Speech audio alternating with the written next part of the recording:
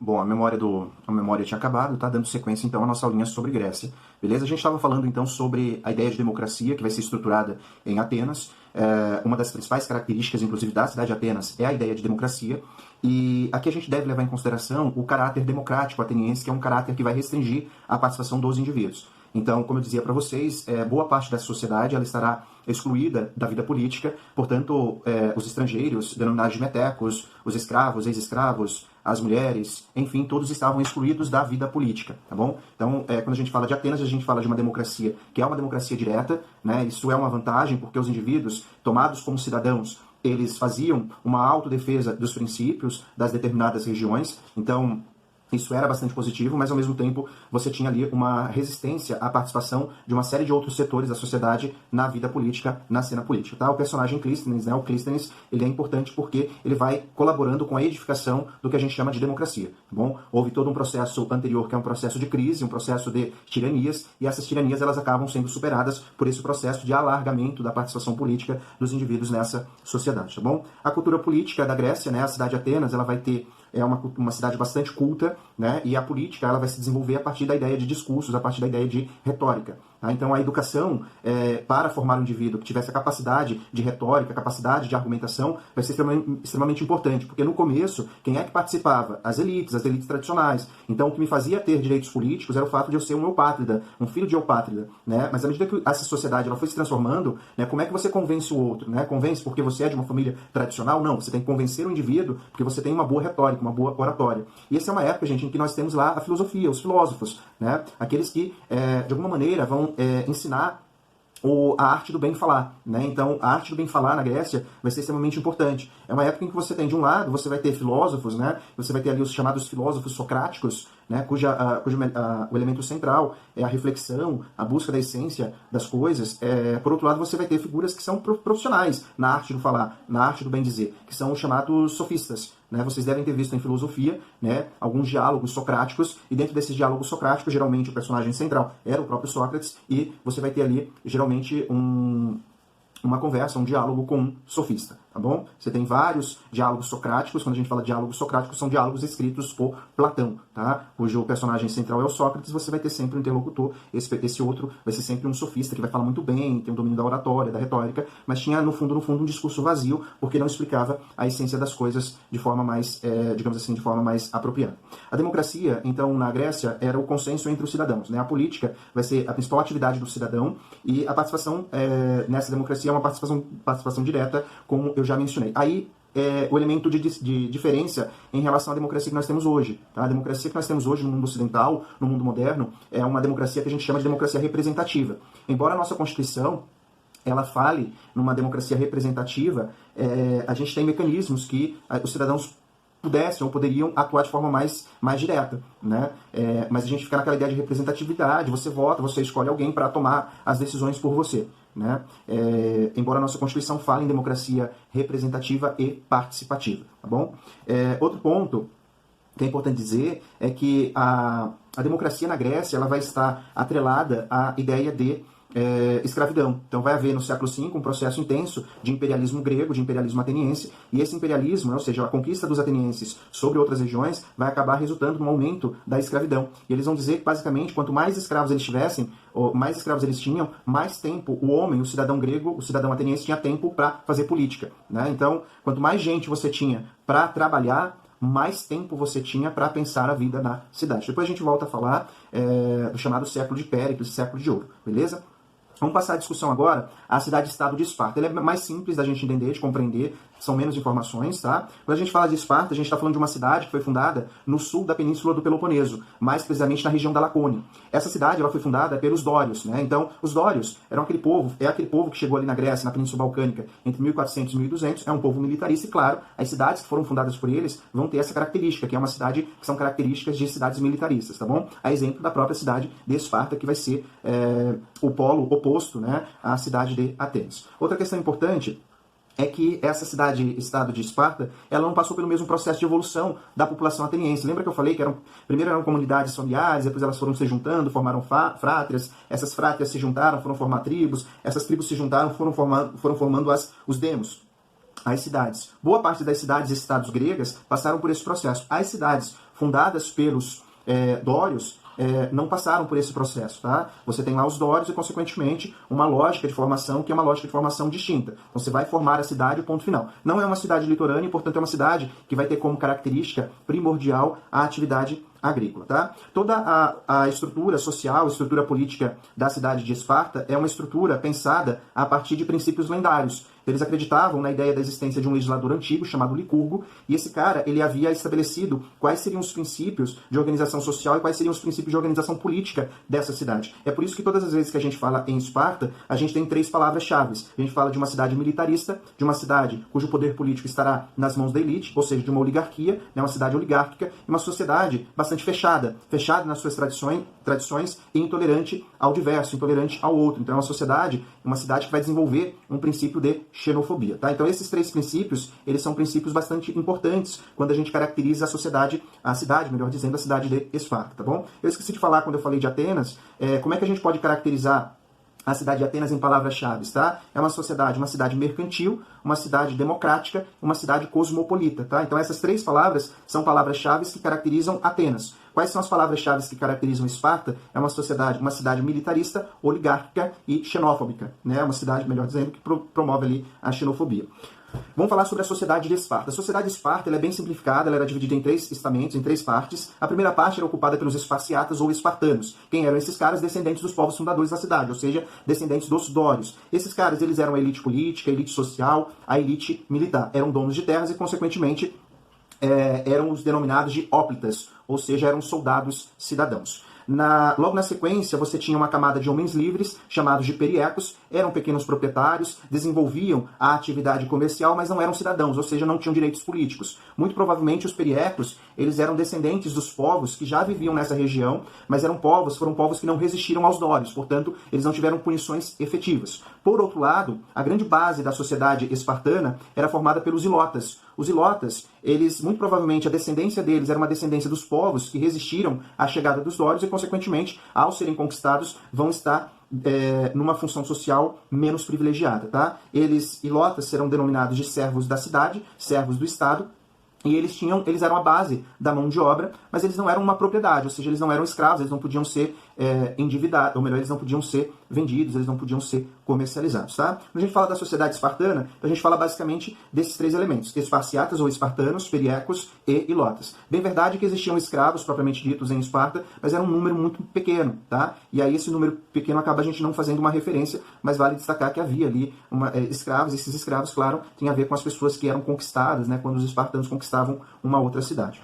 Bom, outra questão importante é a questão da política, né? Uma política oligárquica. A cidade de Esparta ela não vai passar por um processo de evolução, né? Atenas ela passou por esse processo. Saiu de monarquia, passou pela oligarquia, teve um período de transição, né, que é o período de tirania, e chegou na democracia. Esparta não, ela vai estacionar no que a gente chama de oligarquia, tá? Então é uma sociedade fechada, uma sociedade tradicional, portanto, você vai ter ali alguns órgãos de poder dentro desse sistema oligárquico, né? Então era um governo para poucos. Para quem? Para os esparciatas, para os espartanos. E aí quais eram os principais órgãos de poder existentes em Esparta? Você tinha a Gerúsia, formada por 28 anciãos, né, era o conselho da Gerúsia. Esse conselho ele era formado pelos indivíduos mais tradicionais da cidade de Esparta e pelos indivíduos, obviamente, mais velhos.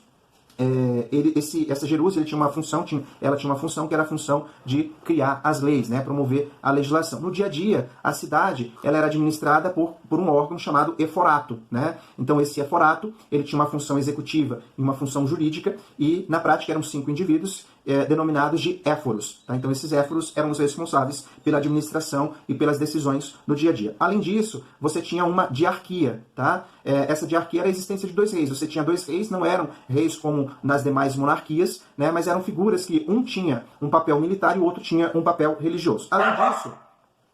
Além disso, você tem uma assembleia, né, chamada de ápela. Era uma assembleia que não tinha poder de decisão efetivo, era uma assembleia mais consultiva. Também faziam parte apenas os espartanos ou os esparciatas, tá bom? Toda essa estrutura de poder político era formada por quem? Pelas elites, beleza? Quem é que podia participar, por exemplo, da ápela? Homens esparciatas ou espartanos que tivessem acima de 30 anos de idade. Quem é que podia participar da Gerúsia? Homens, né, espartanos ou esparciatas que tivessem acima de 60 anos de idade. Qual é o fundamento para a criação dessa lógica política? Uma fundação lendária. partidária, né? Então eles acreditavam num legislador antigo chamado Licurgo, tá bom? Bom, como eu já disse para vocês, a cidade de Esparta é uma cidade militarista e esse militarismo estava em todos os aspectos, inclusive no aspecto educacional. Então conta essa história que a cidade, né, a educação era uma educação militarista e essa educação ela ficava a cargo da própria cidade, do próprio governo. Então quando uma criança nascia, sempre elite, tá? Educação para elite. Quando uma criancinha nascia, o que acontecia? Havia um éforo nessa casa, né, na casa dessa elite, para verificar se essa criança se ela estava em perfeitas condições, ou seja, se tinha alguma deficiência física ou não. Se essa criança tivesse uma deficiência física, ela precisava ser eliminada, né? Ou seja, você acabava lançando esse bebezinho do alto de um desfiladeiro.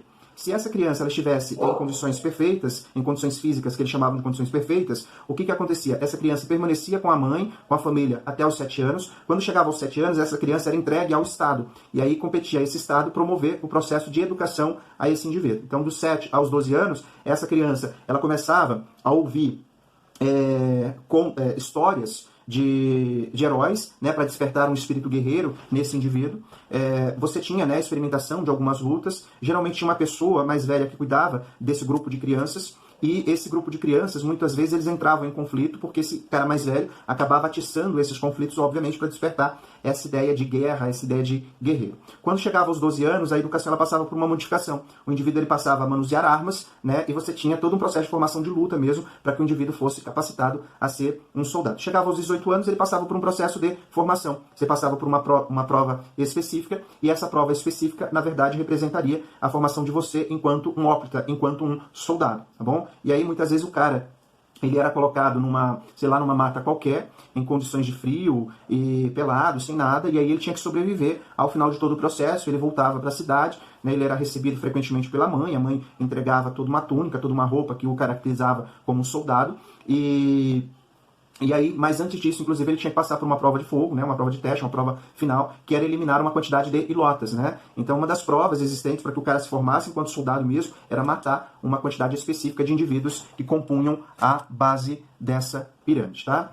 Outra questão importante é que, não sei se vocês perceberam, mas eu usei agora há pouco o termo soldado-cidadão, né? Em Esparta, o indivíduo primeiro ele forma-se enquanto soldado, somente depois é que ele vira um cidadão. Por quê? Porque somente a partir dos 30 anos que o esparciata, o espartano, era autorizado a se casar.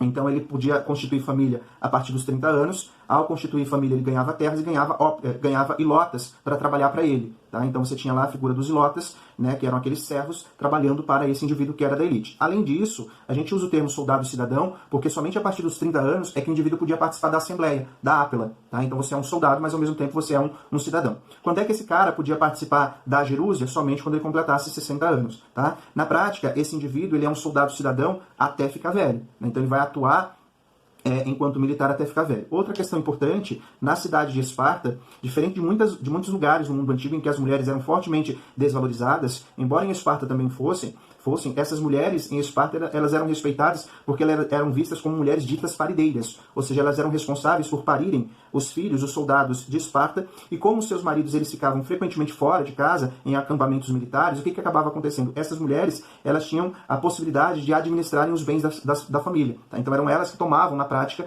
as decisões econômicas dessa família, e inclusive podiam participar de decisões no público, né? Participar das decisões na própria cidade. Claro que não tinha um papel político por excelência, mas respondiam aí por essas características, diferente de Atenas, que você vai ter ali a mulher completamente relegada ao papel de propriedade, a princípio de seu pai, e depois propriedade do seu marido.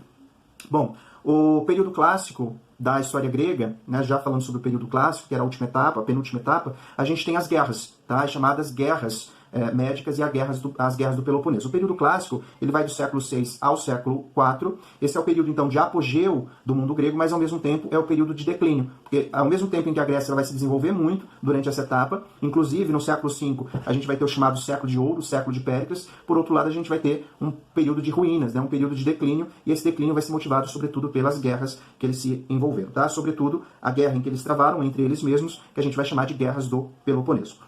Vamos entender de forma resumida, então, o que foram as guerras médicas, tá? Elas aconteceram entre os anos de 496 e 448, né? Essas datas elas são sempre aproximadas, tá? Essas guerras médicas, ou também conhecidas como guerras greco-pérsicas, foram guerras entre gregos e persas, tá? Os persas, eles formaram um império muito poderoso e eles iam expandindo as suas fronteiras cada vez mais. até que eles chegaram a uma região que nós conhecemos como Ásia Menor, tá? Depois vocês olhem no mapa. Essa região denominada de Ásia Menor era uma região já habitada por indivíduos que tinham ligações com os gregos, né? Eram regiões, eram cidades, eram colônias, né? Que tinham relações comerciais, econômicas com a Grécia, porque foram fundadas por povos gregos, a partir das diásporas, primeira, sobretudo segunda diáspora grega. E aí o que acabou acontecendo? Quando os persas conquistaram a Ásia Menor, eles entraram em choque com os interesses dos gregos, sobretudo com os interesses dos atenienses, num primeiro momento. Então as guerras médicas, elas foram causadas por uma disputa imperialista entre gregos e persas. E eles disputavam a região da Ásia Menor, eles disputavam o domínio das atividades econômicas no mar Egeu, tá bom? Você vai ter essas guerras médicas divididas em etapas e você vai ter uma série de batalhas. A gente costuma destacar 3 ou 4 batalhas, tá? A Batalha de Maratona, a Batalha de Termópilas e a Batalha de Salamina. A Batalha de Maratona, ela aconteceu numa região que ficava a 40 quilômetros, ou que fica a 40 quilômetros da cidade de Atenas. Conta-se a história que os persas tinham um exército bastante numeroso, porque muitos dos povos que eles conquistavam acabavam tendo que ajudá-los nas novas conquistas, então o exército deles é um exército muito numeroso. E aí o que acabou acontecendo? Os persas, eles se sentiam incomodados com os atenienses, porque os atenienses ajudavam a região da Ásia Menor a se revoltarem contra o domínio dos persas, porque os atenienses tinham interesse. E aí o que acabou acontecendo? Os persas resolveram invadir Atenas, só que eles foram derrotados nessa batalha de Maratona. Chama-se, inclusive, o termo maratona para aquela corrida, né, de 40, 42 quilômetros, vem daí. Conta essa história que os atenienses vencendo os persas, um soldado teve o papel de correr até a cidade para avisar os governantes, para avisar ao povo que eles haviam vencido os persas. E aí esse camaradinho ele teria corrido cerca de 40 quilômetros, e quando ele chegou em Atenas, ele morreu, né? E aí, para homenageá-lo, você acabou chamando essa corrida de maratona, tá bom? Então, a Batalha de Maratona foi vencida pelos atenienses. Durante essa época, durante o período em que houve essa batalha, os persas eram dominados, eram administrados pelo imperador Dário, tá? O Dário ele foi sucedido pelo filho chamado Xerxes, e esse cara ele vai promover uma tentativa de revanche, tá? E aí durante essa revanche a gente vai ter uma batalha, duas batalhas importantes, uma batalha chamada Batalha de Termópilas, né, que vocês devem conhecer com o nome de Batalha de 300, né? Em que os persas eles vão tentar invadir a Grécia, e vão invadir por todos os lados. E uma dessas tentativas de invasões foi invadir a região da cidade de Esparta. Tá? Eles tiveram uma certa dificuldade, porque tratava-se de uma região de desfiladeiros, mas Esparta não conseguiu, claro, superar a força militar dos persas, mas atrasou as suas conquistas, né? Inclusive, os persas acreditavam que venceriam os espartanos rapidamente, passariam feito rolo compressor sobre eles em direção à Ática, né, para cercar a cidade de Atenas. Né? Isso não deu muito certo, porque eles gastaram tempo para vencer os espartanos, vencer o Leônidas, e aí depois eles rumaram em direção a Atenas. E, claro, destruíram parte da cidade, mas também esses atenienses tiveram tempo de se organizarem, né? Muitos fugiram e, por outro lado, a gente vai ter, inclusive, os atenienses desenvolvendo uma tática de guerra que é, basicamente, empurrar os persas para uma batalha naval, mas não no alto mar, né? Porque as embarcações persas eram muito grandes. O que os atenienses fizeram? Puxaram os persas para uma região de baía, né? Para uma região em que as águas eram menos profundas. Qual é o resultado? Como os persas tinham embarcações muito grandes, essas embarcações acabaram encalhando, facilitando a vitória dos atenienses sobre eles. E aí numa batalha que a gente chama de Batalha de Salamina, que é vista diante dessas guerras médicas como a batalha mais importante, uma batalha fundamental. Tá? Depois a gente vai ter outras batalhas, né, que vão definir a sorte do conflito, né, mas fundamentalmente a gente costuma destacar essas 3. Batalha de Maratona, Batalha das Termópilas e Batalha de Salamina. Tem a Batalha de Plateia também, mas que também vai ser importante, porque promove uma derrota aos persas. Mas um dado importante que a gente deve levar em consideração é o seguinte, que os persas estão sendo derrotados na região balcânica. Não significa que eles perderam seu status de império. Não significa que de uma hora para outra eles deixaram de existir. Né? Então os persas eles vão continuar resistindo, mas fora da Península Balcânica. E aí os atenienses, eles sugeriram que os gregos eles começassem a se organizar militarmente para evitar que futuras invasões persas pudessem lhes trazer prejuízos. E aí que nasceu o que a gente chama de Liga de Delos. Né? É uma liga de cidades lideradas por Atenas que tinham como principal objetivo arrecadar tributos, arrecadar impostos e doar embarcações para que, se houvesse uma guerra futura contra os persas, eles já estivessem prevenidos, que eles já estivessem ali organizados. O que vai acabar acontecendo? Por que chama Liga de Delos? Porque toda essa riqueza vai ser levada para uma ilha chamada Ilha de Delos. Mas quem vai ficar sob a liderança? A cidade de Atenas. E aí a cidade de Atenas, ela se vangloriava por ter vencido algumas batalhas contra os persas. E aí ela começa a se aproveitar dessas riquezas. E ela passa, portanto, a levar as riquezas de Delos para a sua própria cidade, ou seja, para dentro da sua própria casa. E aí os atenienses começam a usar essas riquezas e começam a desenvolver-se começam a desenvolver um poder imenso. E aí esse poder acabou resultando no que a gente chama de imperialismo ateniense. O que os atenienses começam a fazer? Eles começam a querer dominar as outras cidades, usando de riquezas, usando de força, para promover uma imposição sobre as outras cidades gregas. Na prática, Atenas queria centralizar tudo sob o seu domínio. Isso vai acabar gerando um problema. Mas, por outro lado, num primeiro momento, o que a gente vai ter? A gente vai ter um enriquecimento da cidade de Atenas. Tá? Esse enriquecimento, inclusive, vai resultar no que a gente chama de século de ouro, século de Péricles, que é o século V, que eu já havia falado para vocês, que é o auge da civilização ateniense. É neste contexto histórico, inclusive, que você tem o auge da democracia. Como eu disse para vocês, eles começam a conquistar algumas regiões, eles começam a converter alguns indivíduos à posição de escravos. Então, quanto mais escravos você tinha, eles diziam que quanto mais escravos, mais elaborado o princípio democrático estava se desenvolvendo, ou existia em Atenas. Tá? Então você tem uma espécie de mescla, né? Escravidão e democracia. Tá bom? Depois vocês deem uma olhada nos slides que falam sobre esses aspectos, e é claro que isso vai gerar um problema. Num dado momento,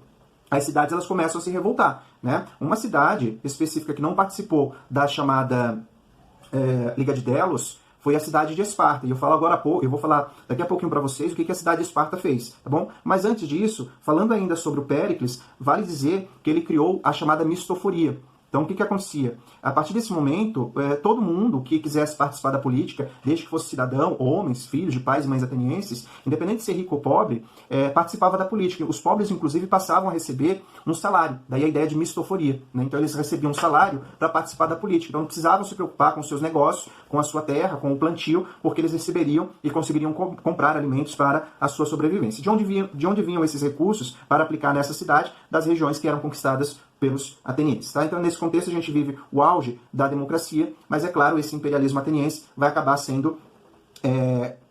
sofrendo uma contraposição, e essa contraposição vai ser feita por quem? Pela cidade-estado de Esparta. Tá? A Esparta ela vai buscando uma série de aliados, inclusive cidades que eram cidades estruturadas a partir da atividade comercial, uma delas a atividade de Corinto, que disputava com Atenas e estava em desvantagem. Tá? Então, Esparta, a cidade de Esparta forma uma liga chamada Liga do Peloponeso para lutar contra a Liga de Delos, liderada pelos atenienses, tá bom? E aí você tem qual é o objetivo da Liga do Peloponeso? Derrotar o imperialismo ateniense. E é isso que vai acabar resultando na guerra, tá? Que a gente chama de Guerra do Peloponeso. E o que é a Guerra do Peloponeso? Uma guerra que vai envolver gregos contra gregos. De um lado a Liga de Delos, sob a liderança de Atenas, uma força marítima, e do outro a Liga do Peloponeso, uma força terrestre, tá bom? Então esse conjunto de conflitos que colocaram em lados opostos a Liga de Delos e a Liga do Peloponeso é o que a gente chama de guerras do Peloponeso ou guerras de gregos contra gregos. No primeiro momento, houve um equilíbrio, né? A Liga de Delos vencia as batalhas marítimas, a Liga do Peloponeso vencia as batalhas terrestres. À medida que o tempo foi passando, essa Liga do Peloponeso recebeu ajuda, inclusive, dos persas. Tá? E aí, ao receberem a ajuda dos persas, os espartanos que lideravam a Liga do Peloponeso acabaram vencendo os atenienses numa batalha chamada de Egospótamos. E o que acabou acontecendo na sequência?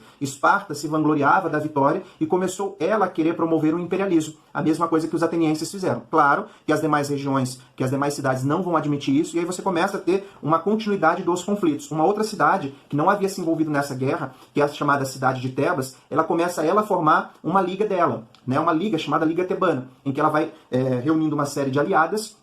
E aí ela vai fazer uma guerra contra Esparta e vai vencer Esparta. Por quê? Porque Esparta não estava ainda em condições efetivas de querer se colocar como a toda poderosa, né? Por quê? Porque ela no passado havia guerreado contra os persas e recentemente havia guerreado contra a Liga de Delos. Então não tinha condições efetivas. Qual é o resultado disso?